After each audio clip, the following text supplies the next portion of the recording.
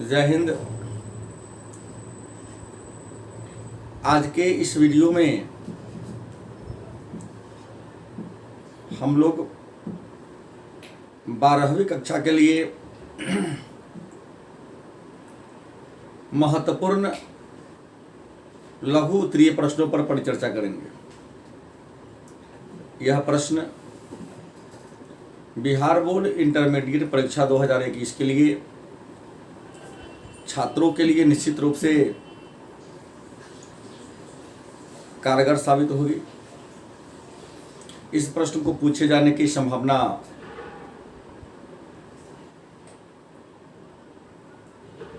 संभवतः 100% होगा। तो आइए प्रारंभ करते हैं। आज का पहला प्रश्न, राजस्व घाटा क्या है? राजस्व घाटा क्या है अथवा राजस्व घाटा से आप क्या समझते हैं? तो कहता है कि सरकार के राजस्व व्यय और राजस्व आय के अंतर को राजस्व घाटा कहते हैं। सरकार के राजस्व व्यय और राजस्व आय के अंतर को राजस्व घाटा कहते हैं। अर्थात जब सरकार के आय में कमी हो, आय कम हो और व्यय ज़्यादा हो तो इसे ही हम राजस्व घाटा के नाम से जानते हैं। दूसरा प्रश्न है, प्राथमिक घाटा क्या है? प्राथमिक घाटा क्या है अथवा प्राथमिक घाटा किसे कहते हैं? तो आप लिखेंगे राजकोषीय घाटा, राजकोषीय घाटा तथा भुगतान किए जाने वाले ब्याज का अंतर। राजकोषीय घाटा तथा ब्याज का जो भुगतान किया जाता है उसके अंतर को हम प्राथमिक घाटा के नाम से जानते हैं। मतलब राजकोषीय घाटा माइनस ब्याज का भुगतान बराबर होगा प्राथमिक घाटा। अगला प्रश्न है, सरकारी बजट का उद्देश्य क्या होता है?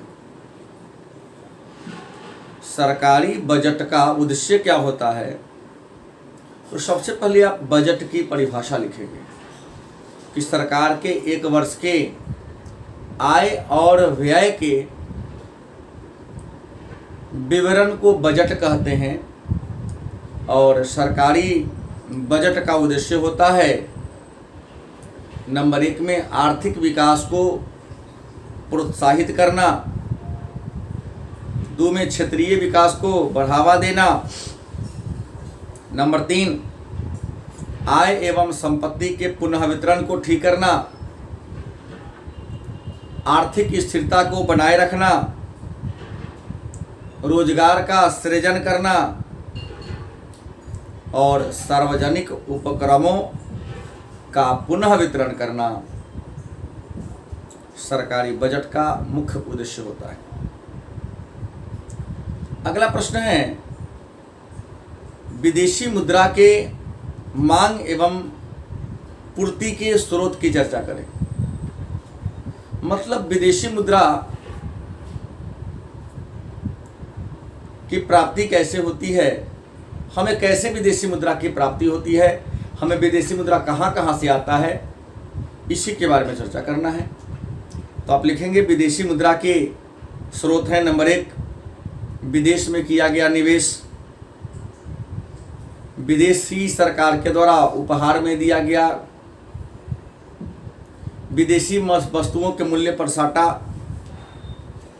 ये हमें विदेशी मुद्रा के प्राप्ति के प्रमुख क्या है स्रोत है। इसके अलावे विदेशी वस्तु व सेवा कर निर्यात, गृह देश में विदेशी निवेश, संसार से भेंट और उपहार को प्राप्त करना,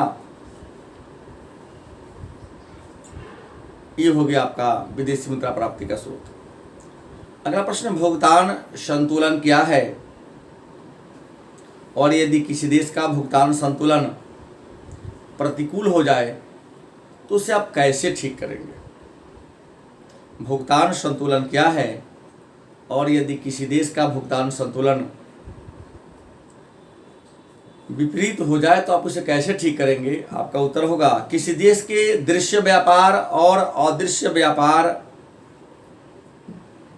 का मूल्य यदि बराबर हो, दृश्य व्यापार और अदृश्य व्यापार का मूल्य यदि बराबर हो तो उसे हम भुगतान संतुलन के नाम से जानते हैं।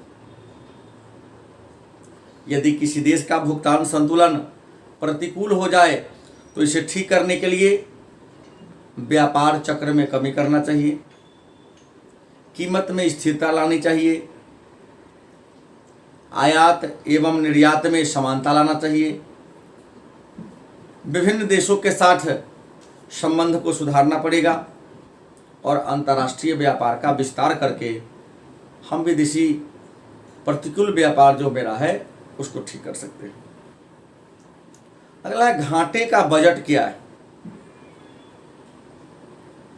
तो आप लिखेंगे जब सरकार का अनुमानित आय कम हो और अनुमानित व्यय ज़्यादा हो, मतलब सरकार का अनुमानित आय कम हो और अनुमानित व्यय ज़्यादा हो तो इसे हम घाटे का बजट के नाम से जानते हैं। अनुमानित आय कम हो और व्यय ज़्यादा हो तो इस प्रकार के बजट को हम घाटे का बजट के नाम से जानते हैं। अगला कि असंतुलित बजट क्या है और यह कितने प्रकार का होता है? तो असंतुलित बजट का मतलब होता है कि सरकार का आय और व्यय बराबर न हो। जब सरकार का आय और व्यय बराबर न हो तो इसको हम असंतुलित बजट के नाम से जानते हैं।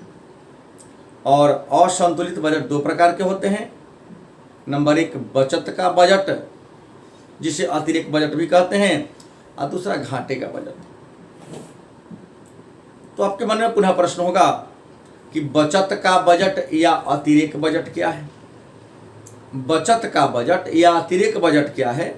तो आप लिखेंगे अतिरिक्त बजट उस बजट को कहते हैं जिसमें सरकार की आय ज़्यादा होती है और व्यय कम होती है। अतिरिक्त बजट उस बजट को कहेंगे जिसमें सरकार की आय ज़्यादा होती है और व्यय कम होती है, तो इसे हम अतिरिक्त बजट कहेंगे। और घाटे का बजट किसे कहेंगे? तो उसके विपरीत, अतिरिक्त बजट के विपरीत, जब सरकार का व्यय ज़्यादा हो और आय क्या हो, कम हो, तो इसको हम घाटे का बजट कह देंगे। अगला भुगतान शेष क्या है? इसके मदों को लिखें। भुगतान शेष क्या है? तो आप लिखेंगे एक देश का दूसरे देश के साथ, एक देश का दूसरे देश के साथ एक निश्चित अवधि में किया गया आर्थिक लेन देन।